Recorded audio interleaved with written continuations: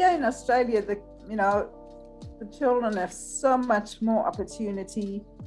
You can do whatever you want to do. Like my kids the older ones have traveled extensively. I myself and my 18-year-old, we've also traveled quite a bit. Things that we would never have been able to do in South Africa. To me, there's no negatives. I haven't found any negatives at all. Yeah. I've never had any of that myself. And yeah, no, it's been good. And I mean, it's been amazing over the last 29 years. When I first came to Perth, I'm Dr. Chamonix, ex-corporate and academical turned CEO and board member of several companies and mother of 4 little extraordinary kids.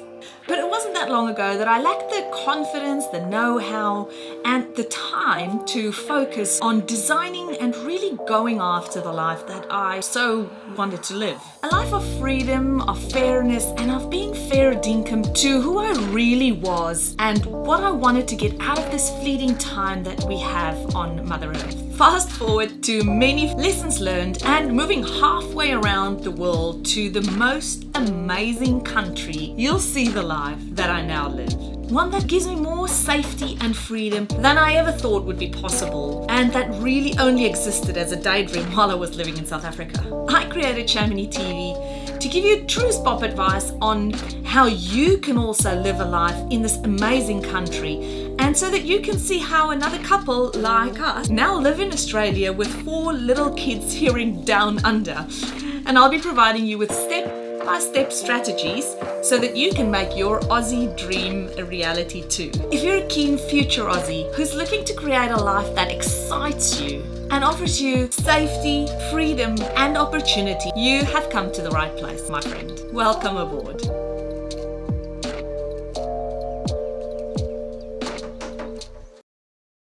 Thanks so much for joining us, Heather, all the way from the same city, Perth. How's it been for you this lockdown?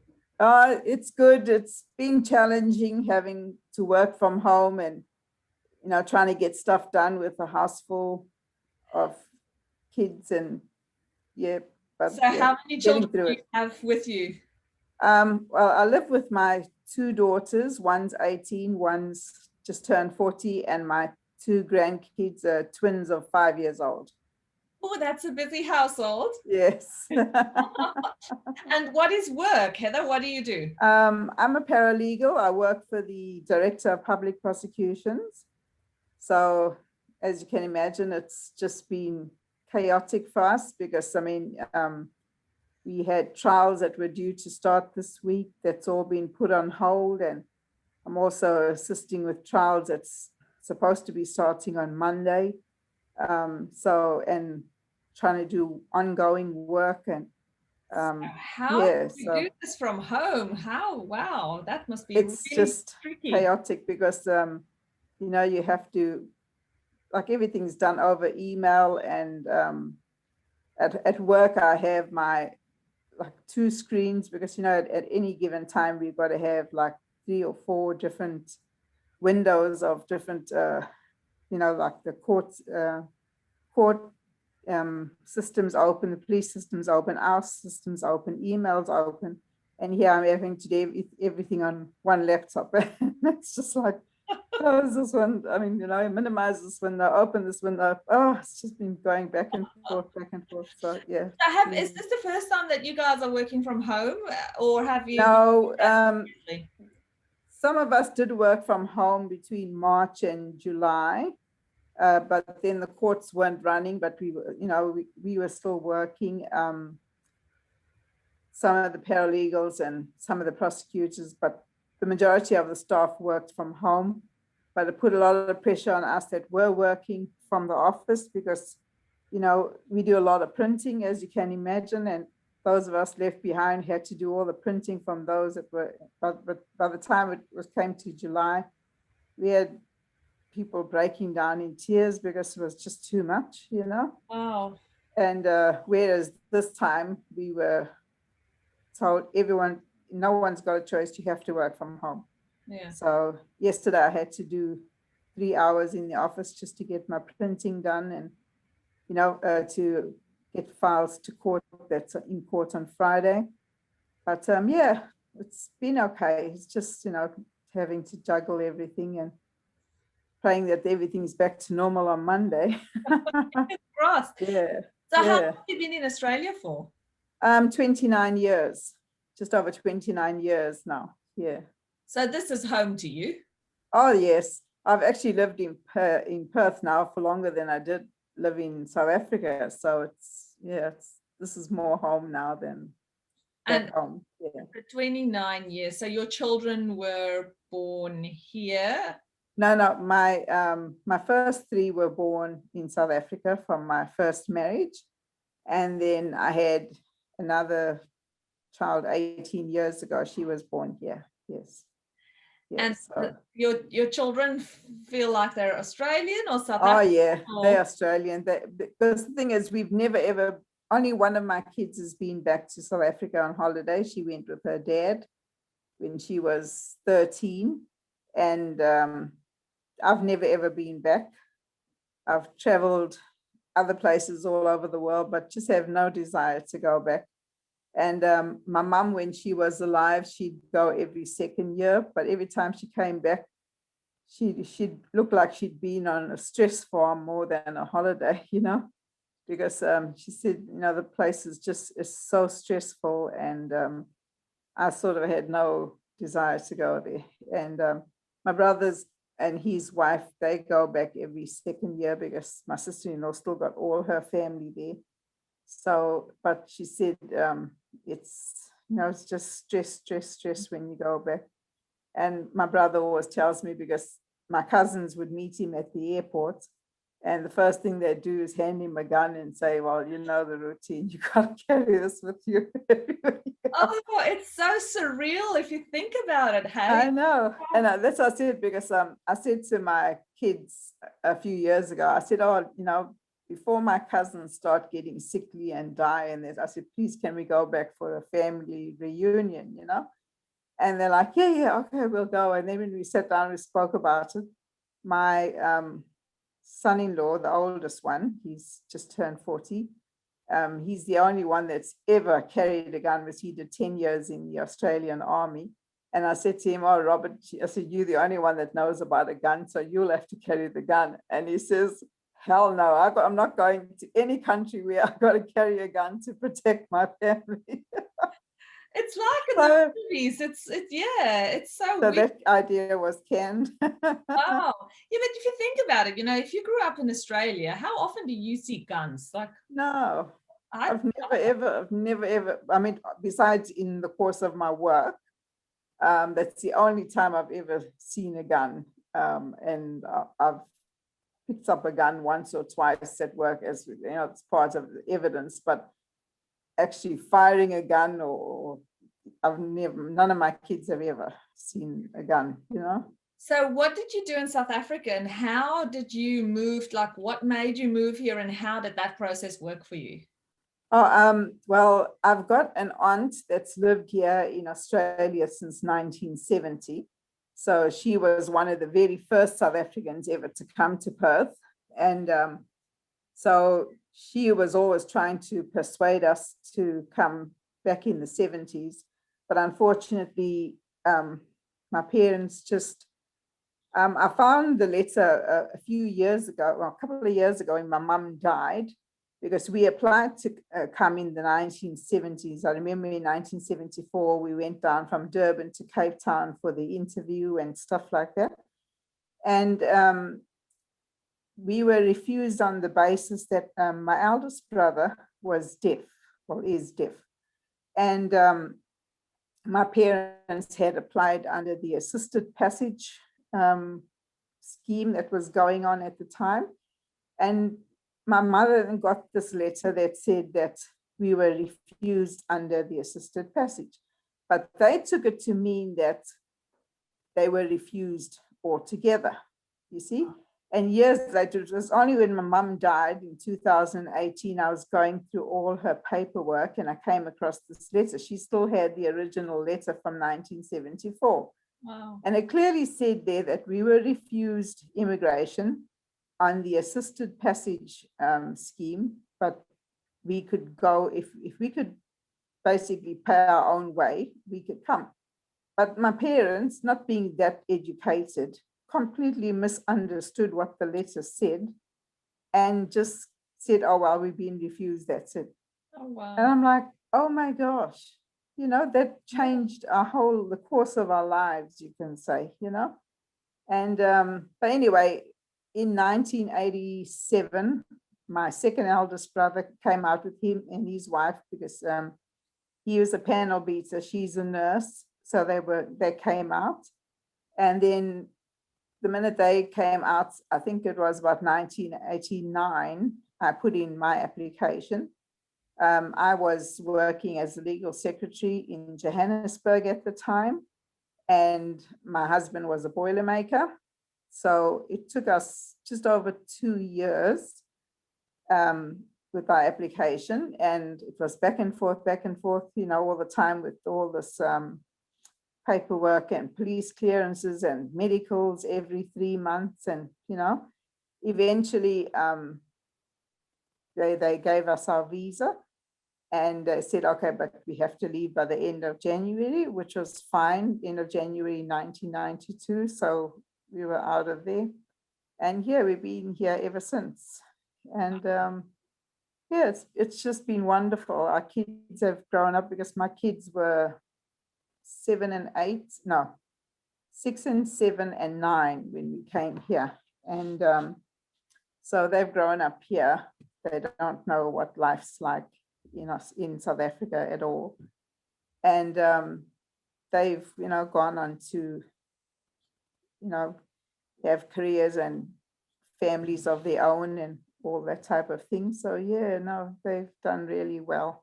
So do you feel like this is home, or do you feel like South Africa is home? Oh no, to me this is home. I don't ever consider South Africa home. When I talk about South Africa, it's always just South Africa. I never ever say home, because you've been here so long and your children pretty much grew up here. And yes. So it's hard because all my adult life, I was 28 when I came here, and all my adult life really has been here, and when I was, like I say, when I was 38, I got pregnant unexpectedly. It wasn't a planned pregnancy because I thought I was done and dusted with having kids and stuff like that. My youngest at the time was 18 and I got pregnant again. So there's 18 years difference. Wow. So I decided, because in South Africa, I never ever had the opportunity to go to university and stuff like that. So I was in a job that I absolutely hated because in South Africa, I worked for 2 different firms, legal firms in Johannesburg, as a collection secretary doing housing repossessions.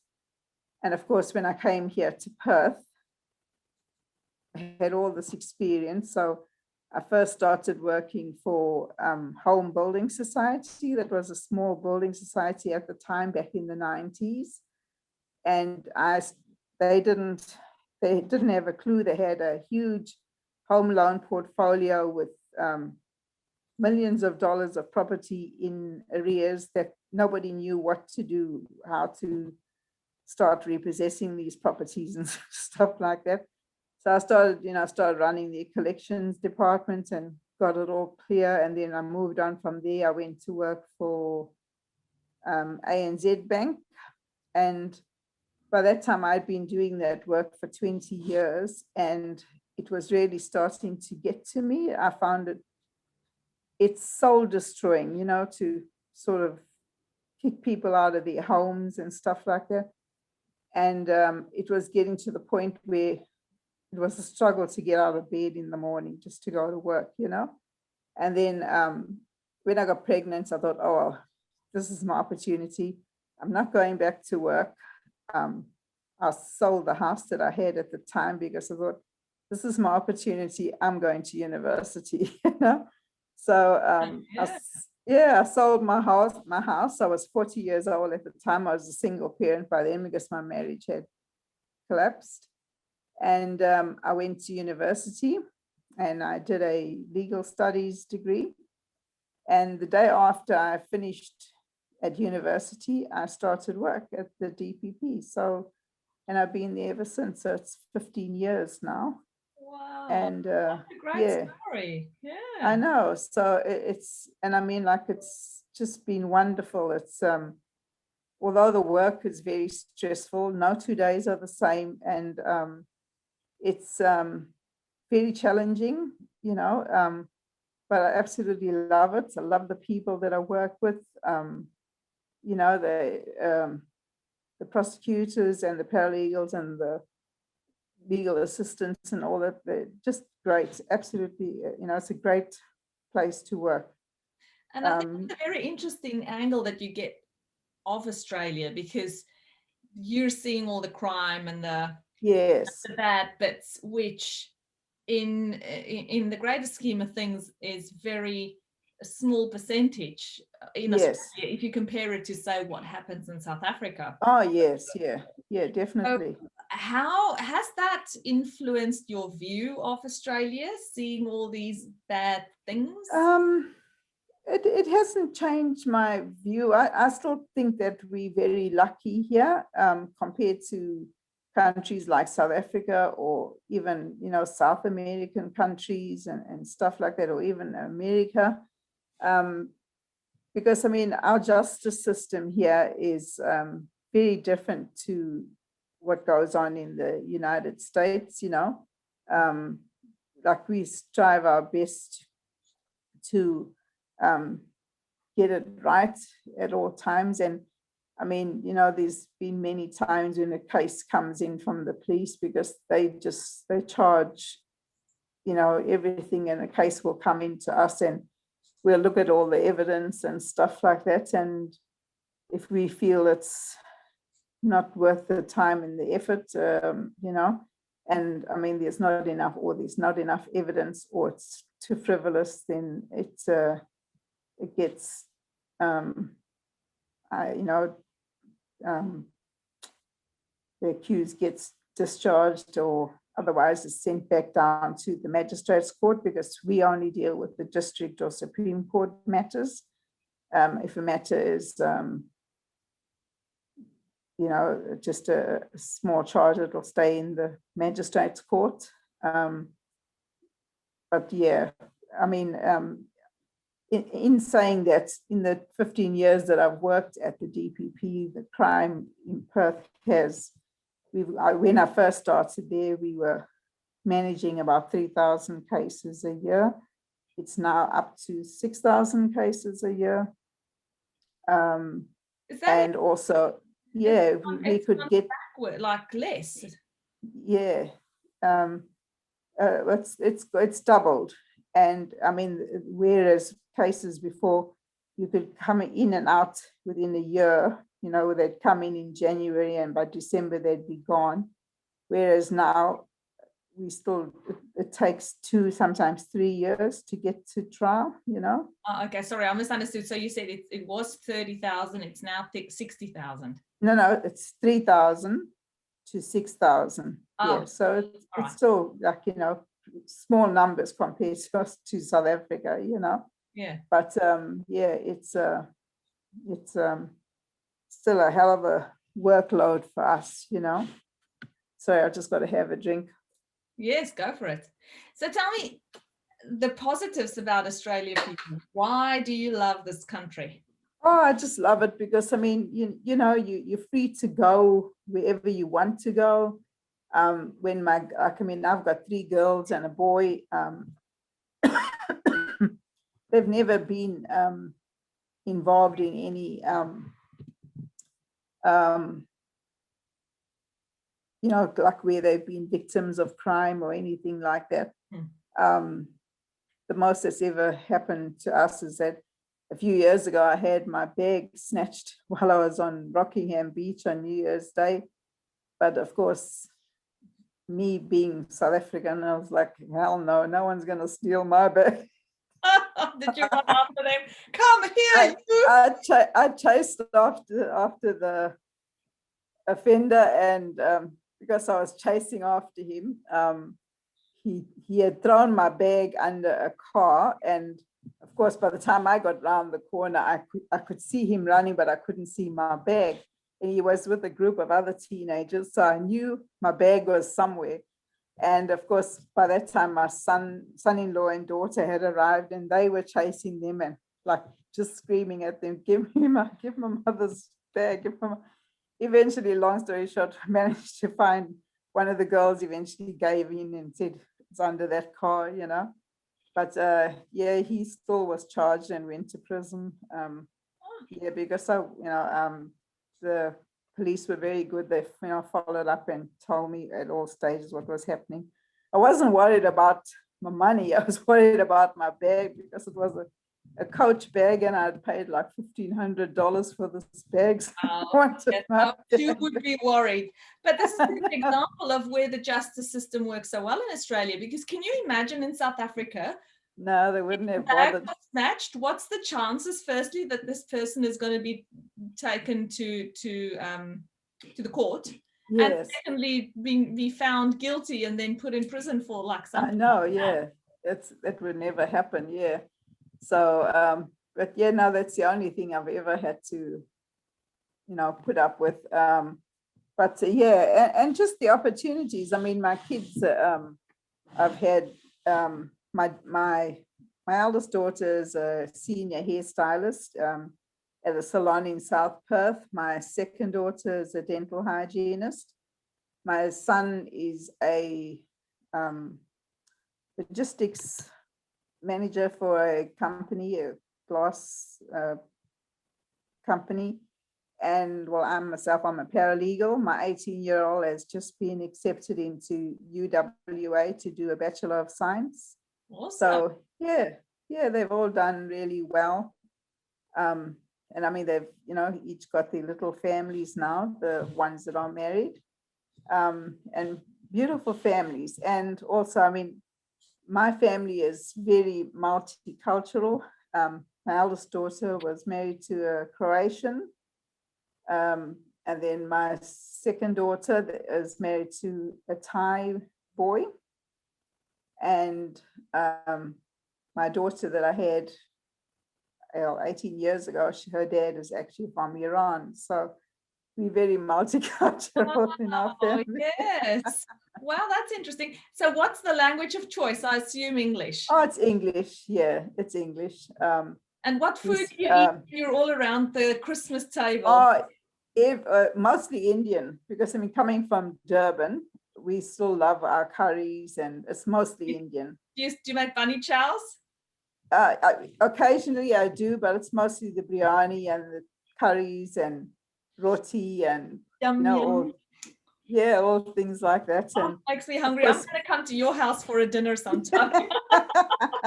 I love India. I once had an Indian friend here in Perth, and when I cooked biryani for her, and she looked at me and she says, "You're more Indian than I am. I can't cook like this." And then a few years I missed the most from South Africa. Sorry, I'm interrupting you. The ones we used to get, the cars and the cheese and onion ones. We used to get them where I'm from, and they were so good. And you here get samosas or samosas, as many people say. Yes, but it's just not that. It's not the same. Yeah. No. Yes. Yeah. No, it's we've stuck to our traditional cuisine from back home. I mean, I have learned to cook a lot of Italian food now since I've been here, and I try with the Asian food, like the Thai food or whatever, but I don't really like it when I cook it, so I get my Thai's mother to cook whenever I want, like Thai curries or whatever. I get her to cook them first. Then you get the homemade version. Yes, and she does it so well, so she used to be a cook in a Thai restaurant, so she does really well. So I'm like, oh, why try to do it myself when I can get authentic? Oh, You know? perfect. How lucky are you? I know. And then the Croatian mother-in-law, whenever they're from Melbourne, whenever she comes over to Perth, she normally comes over for Christmas, she'll bake us all the Croatian biscuits and pastries. It's just beautiful. Lovely. Yeah. Oh, love it. So yeah, and I mean, here in Australia, the children have so much more opportunity. You can do whatever you want to do. Like my kids the older ones have traveled extensively. I myself and my 18-year-old, we've also traveled quite a bit. Things that we would never have been able to do in South Africa. I remember the first time when my mum was still alive, she died of cancer back in 2018 here in Perth. I took her overseas in 2008. We went to London, Rome, and Paris. And I said to her, because we spent her birthday, the 17th of July, she turned 71. I took her to Disneyland in Paris. And I looked at her and I said, not too bad for two girls from Durban, is it? Oh, And she looked at me and she said, yes. She said, I've always wanted to come to Disneyland. So I was so happy to do that for her, and yeah, so. Do you still see your auntie that you said? Oh, yes. Are they in Perth? She's the one, she's the only one of my mum's siblings that's still alive. Funny enough, she was the eldest, but she's the only one still alive. All the others are gone. And I still see her. She just lives around the corner from me. So I see her.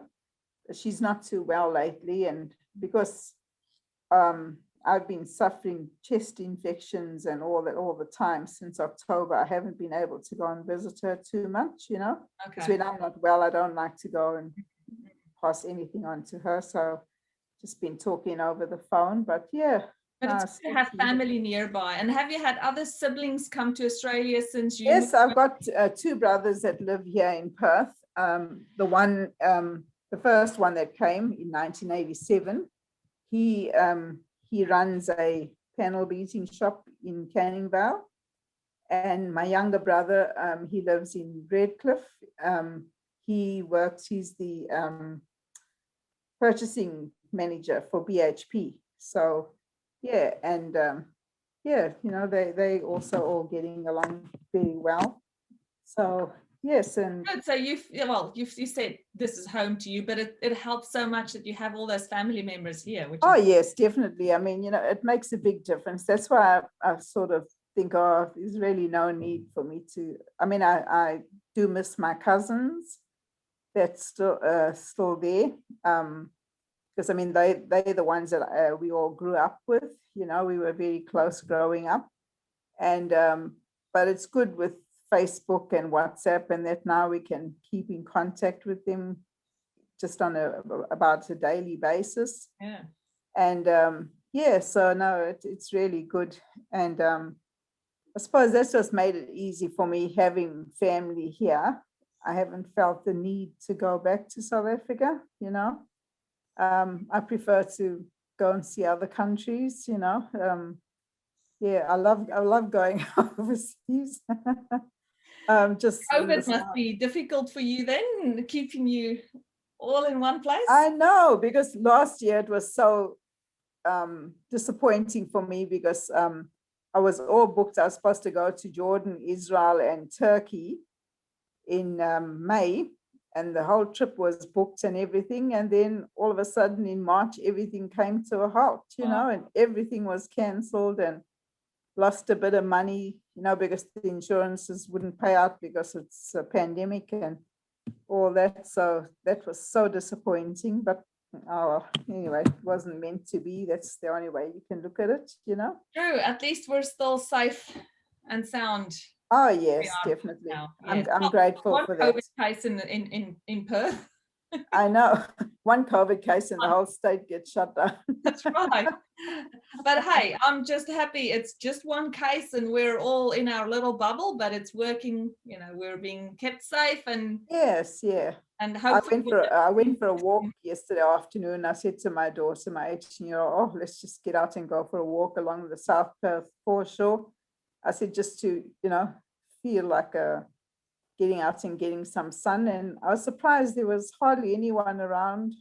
Maybe it was because it was so hot, but yeah, I just wanted to get out and just be out in the sun a bit. And so we did that and came home and and that's it. And then this afternoon, because I'm actually moving house in a couple of weeks' time, I've bought a house down south, so we packing up to move. And so I'm like, oh Lord, if this lockdown is still in place, how's it going to affect our move? Oh dear, yeah. Yeah, so I just think, oh well, if I have to stay at home again next week, the packing will just be in full swing. It gives you more back. That's right. Yeah, so it's even though I've been at home and working, and there's still so much to do, all the time. Yeah. But yeah, no, like I said, life here in Perth is really, really good. I mean, to me, there's no negatives. I haven't found any negatives at all. I know there's people that say they've, experienced a bit of racism, people that are darker skinned, but I've never had any of that myself. And yeah, no, it's been good. And I mean, it's been amazing over the last, 29 years. When I first came to Perth, you hardly ever heard a South African voice, besides the ones that I knew were here already. And then all of a sudden in the last 10 years, it's just been an explosion of South Africans. And you can be walking down St. George's Terrace or Murray Street Mall and you just hear the South African accents and everywhere. And I work with there's quite a few South Africans now that I work, at the DPP. So yeah, no, it's really good. Now, talking about which, our viewers watching this will think, oh, I wish I could go to Australia, but I'm not sure. What would you say to them? Oh, just, take the leap. Don't hesitate, because I only found the first 3 months were hard. You get a bit homesick. Obviously, you come to a place and, you think to yourself, oh Lord, what have I done? But once you get past those first 3 months, it just becomes home, I must admit, in those first 3 months, I thought to myself, oh God, I'm going to go home. But after that, once I sort of found my feet and started working and all that, and I was like, what was I ever thinking of going back home? And it's don't hesitate. It's you'll never be sorry. I mean, yeah, it's a challenge, because you have to do your own housework, and there's no one if you've got small kids, you have to put them in childcare. There's no one to mind your kids at home while you go to work and that. But you learn to work with it, and I mean, you get all the government assistance, if depending on your income and stuff like that. You get help, which we never ever got back in South Africa. So you get it all, so, and your kids have the opportunity to, once you become a permanent resident, you have the opportunity to go on to university and stuff like that. And I mean, like, the world's your oyster, and life here is what you make it, Absolutely. So, I mean, to anyone listening out there or watching, I would say, don't hesitate. You'll never be sorry. And I mean, especially if you've got young kids and you want them to grow up in a safe and healthy environment, then this is the place to be, you know. I mean, you know yourself, we've got a wonderful healthcare system here. And, you know, just everything that's available to you, you know. My youngest daughter had major jaw surgery last year or year before last, 2019. Yeah, that's just gone so quick, I don't even remember anymore. Because she was born with a genetic defect in her jaw from her dad's side. And, you know, she just had wonderful care. And today, you'd never ever say that she'd had surgery.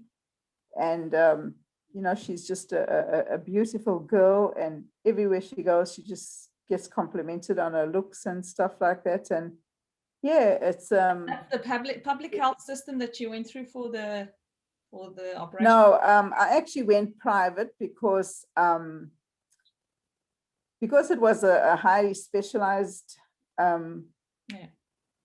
surgery that she required. And the surgeon that I saw, he said to me that you know, I'd have to go on the waiting list, and because she had to have braces first, and then she first had to have 2 teeth extracted and then braces for 18 months, and then she needed the surgery. And with the surgery, it had to be done at the right time to fit in with the braces. And he says, like, you can't go on the waiting list for this because, you know, it's got to be done at exactly the right time. So I had to pay for it out of my own pocket, but it was worth it, you know. Just to see the change that it's made to her, the way she was chewing and her breathing and stuff like that. So, you know, I mean, if you don't, I've always had private health because I've got a damaged spine, so I've never ever had to rely on the public health system for that. So, because I just think I'd rather have a private neurosurgeon because my issues are very complex in my spine, and you know, I need the best care. Back in 2014, I had to have a disc replaced in my neck, and it had to be done under emergency situation. Otherwise, I would have been in a wheelchair for the rest of my life. So, so that's why I said I'll never be without my private health, you know. And I just think at least you get a neurosurgeon or doctors of your choice than waiting on the private health. But in saying that, the public health system is good enough as well, you know. It's just it's really well. But as you say, it's you have all the best people around. It's just really a matter of whether you want to go on a waiting list or not for public. Well, that's the thing, because the thing is, I think with my spine, things can go wrong very quickly. That's what happened with me when the disc collapsed in my neck. 1 minute I was fine, and the next morning I woke up and I knew something was terribly wrong. And thank God I had the private health. You know, within days I was in surgery, you know, because the doctor said to me that was in July. He said, if you leave this, if you had to wait till September, there would be nothing I could do for you, you know. So I was just really happy that, you know, within days I had my surgery. And my issues with my spine are ongoing, so I just have to have, you know, keep the private health. So because I just never know what's coming next. So but you know, and I just see family life here in Australia as well changes so much. You know, I think the men especially become a bit more family orientated because they see that, you know, that's the Australian way of life. You know, your kids are become more important, and you're more involved with your kids, as far as getting them into sports and after school, out of school activities and things like that, which back home men never seem to take that much interest. And also, I mean, the men here, you see the Australian men, they help their wives as far as the housework and all that, caring for the home and everything. It's just a way of life here. It's not all left to the female, whereas back in South Africa, it's like, the men sat and the woman did everything, whereas here it's very different. Yes, equal. I often have I have a giggle to myself because the male prosecutors that I work with, I listen to them talking and they're like, oh no, I got to get home to bath the kids or wash the dishes or whatever. And I'm like, ooh. You're welcome to our life. That's what we got to do. And we work as well. Yeah, definitely.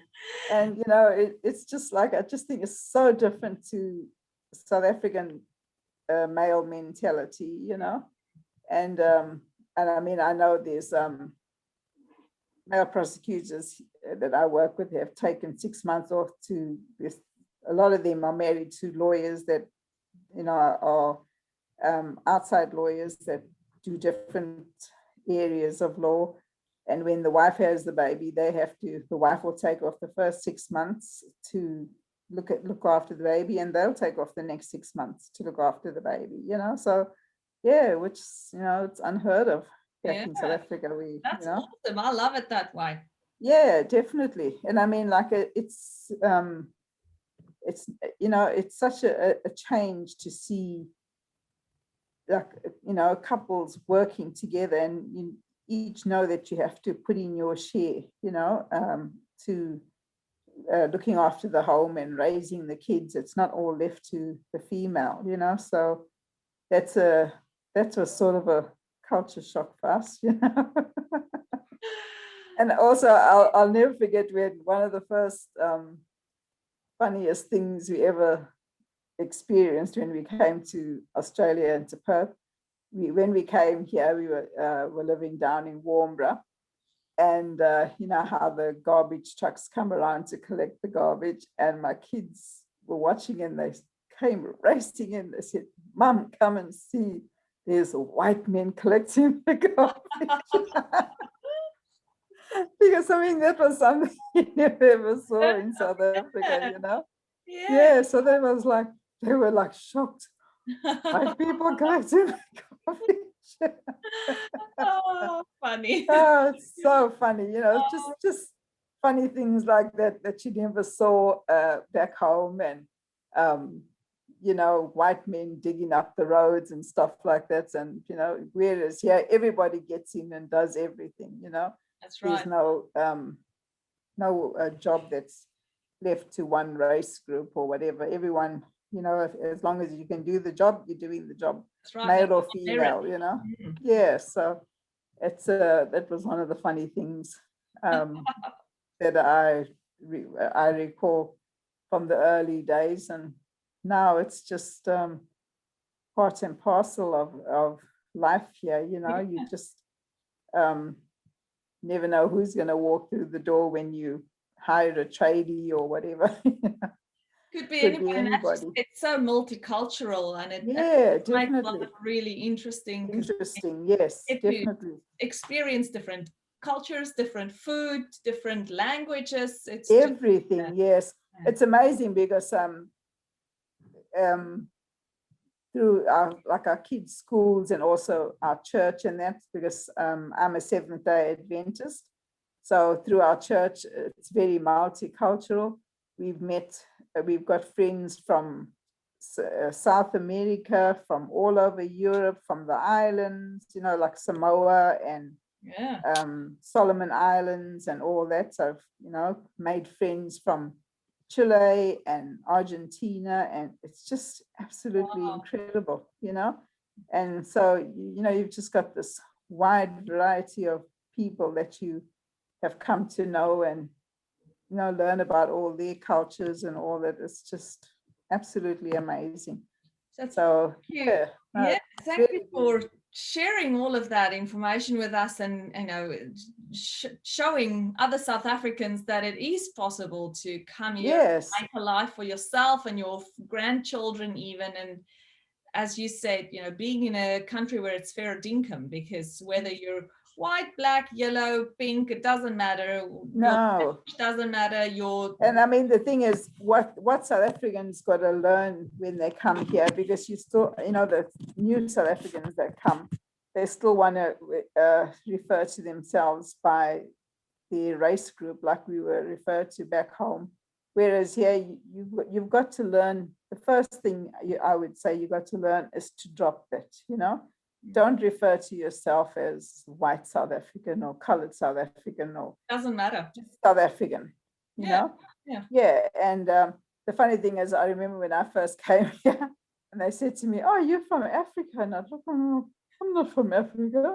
And like, then afterwards I'm like, yes, I am from Africa. I remember with the very first job that I had, they said, "But how can you be South African? You're not black." And I'm like, "But there's not only black South Africans. There's I know, every." I've had the same thing. It's quite bizarre. I know. For us it is, but I know.